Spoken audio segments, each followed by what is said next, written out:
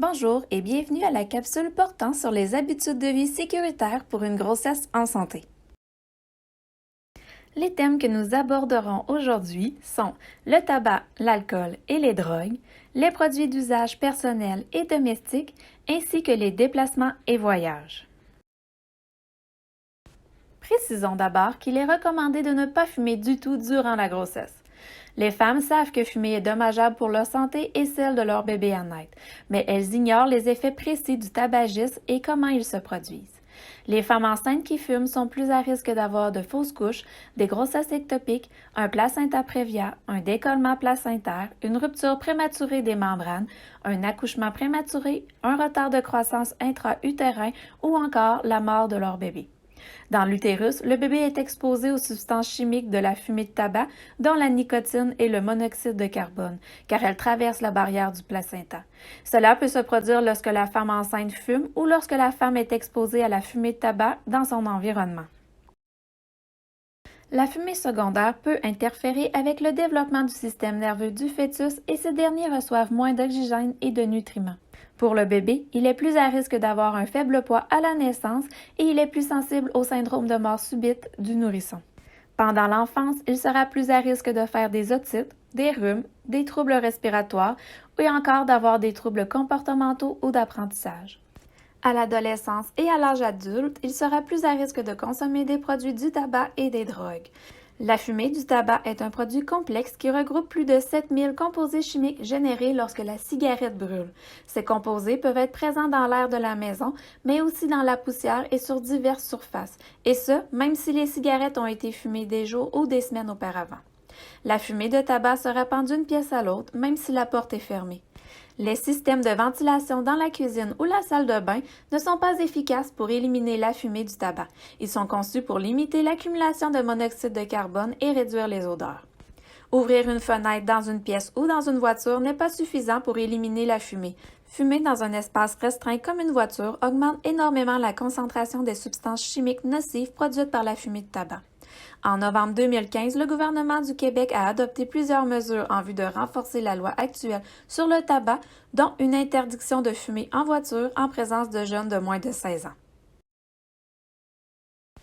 La grossesse est un bon moment pour cesser de fumer, tant pour la future maman que pour le futur papa. Cette décision sera bénéfique pour le bébé à n'importe quel moment de la grossesse. Il est aidant d'être accompagné ou soutenu durant ce processus puisqu'il est souvent difficile d'arrêter de fumer. Donc, si vous désirez être accompagné dans votre démarche, n'hésitez pas à consulter le centre d'abandon du tabagisme de votre région ou d'en discuter avec votre médecin. Les substances alcoolisées traversent aisément la barrière du placenta, pénétrant directement dans le système sanguin du fœtus. Donc, bébé reçoit dans son sang la même concentration d'alcool que la mère. L'alcool est un agent tératogène, c'est-à-dire qu'il pourrait provoquer une malformation congénitale par son action sur le fœtus. Il va sans dire que la consommation d'alcool présente donc de nombreux risques pour la grossesse et pour l'enfant à naître. Des risques tels que le syndrome d'alcoolisme fœtal qui cause des malformations physiques sérieuses et des troubles mentaux, des troubles neurologiques du développement, et elle peut nuire au développement de plusieurs organes tels que le cœur, les reins, le foie, les voies digestives ainsi que le système endocrinien. La consommation importante ou régulière est particulièrement nocive pour le développement du fœtus. La consommation d'alcool au dernier trimestre reste à risque car le système nerveux du fœtus est toujours en développement. On ne sait pas exactement quels sont les effets de la consommation occasionnelle d'une petite quantité d'alcool. On ne peut pas présumer qu'il existe un seuil sécuritaire.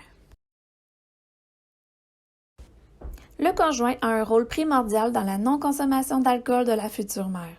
Offrir des occasions de rencontre où l'alcool n'est pas présent ou n'occupe pas une place centrale. S'assurer que des boissons non alcoolisées sont disponibles et offertes à tous. Soutenir la femme enceinte en lui rappelant le caractère temporaire de cette abstinence.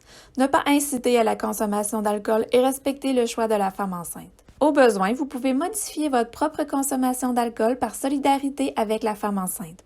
Le fait de devenir parent est parfois un bon moment pour revoir nos propres habitudes de vie telles que la consommation d'alcool. L'abstinence demeure la meilleure façon de protéger bébé. Une évaluation des habitudes de consommation et un accompagnement peuvent être requis si vous désirez être accompagné dans votre démarche. N'hésitez pas à en discuter avec votre médecin. Les experts attestent que les substances psychoactives traversent la barrière placentaire et influencent certains aspects du développement du fœtus. La consommation de drogue augmente le risque de fausses couches, d'accouchement prématuré, de syndrome de sevrage pour le bébé, de retard de croissance et de troubles cognitifs. Aucune drogue n'est sécuritaire, pas même le cannabis. En effet, le THC, substance active du cannabis, traverse la barrière placentaire. Le fœtus reçoit donc dans son sang la même concentration de THC que celle de la mère. Les études démontrent que la consommation de cannabis durant la grossesse a conséquence possible d'augmenter les troubles cognitifs, c'est-à-dire des troubles d'attention, de mémoire et d'apprentissage, des troubles comportementaux tels que l'hyperactivité, la distraction et l'impulsivité, ainsi que d'avoir un risque accru de faible rendement scolaire à un âge plus avancé. En cas de besoin, une référence peut être faite vers un centre spécialisé de votre région ou encore n'hésitez pas à en discuter avec votre médecin. De nombreux produits que nous utilisons fréquemment dans notre quotidien contiennent des produits chimiques susceptibles de nuire à la santé. Les études sur les femmes enceintes et les enfants sont souvent limitées, ce qui entraîne des questionnements et des incertitudes par rapport aux risques associés à l'exposition à ces contaminants. Il est donc souhaitable pour la femme enceinte de minimiser autant que possible son exposition à certains produits au cours de la grossesse, afin de réduire le risque d'effets indésirables qui auraient un impact sur le déroulement de la grossesse ou sur le développement fœtal. Les piqûres de moustiques et de tiques peuvent entraîner des conséquences négatives sur l'issue de la grossesse en transmettant des maladies telles que le virus du Nil occidental, la maladie de Lyme ou encore le virus Zika. Il est préférable d'éviter lorsque possible l'exposition aux moustiques et aux tiques. Si cette exposition ne peut être évitée, utilisez des produits à base de DEED, qui est peu toxique, mais l'état des connaissances est limité quant à son utilisation durant la grossesse. On considère que les bénéfices sont plus grands que les risques de contracter une maladie. Les produits à la citronnelle et produits à base d'huile de lavande ne sont pas recommandés car ils sont peu efficaces, leur durée de protection est inférieure aux produits à base de DEET et il n'y a aucune démonstration fiable de l'absence de toxicité et des conséquences négatives sur la santé. Certaines recommandations sont émises concernant les crèmes, cosmétiques et produits pour le cheveu. Les crèmes contenant des rétinoïdes sont à éviter, tout comme les crèmes et cosmétiques contenant des substances médicamenteuses ou des huiles essentielles.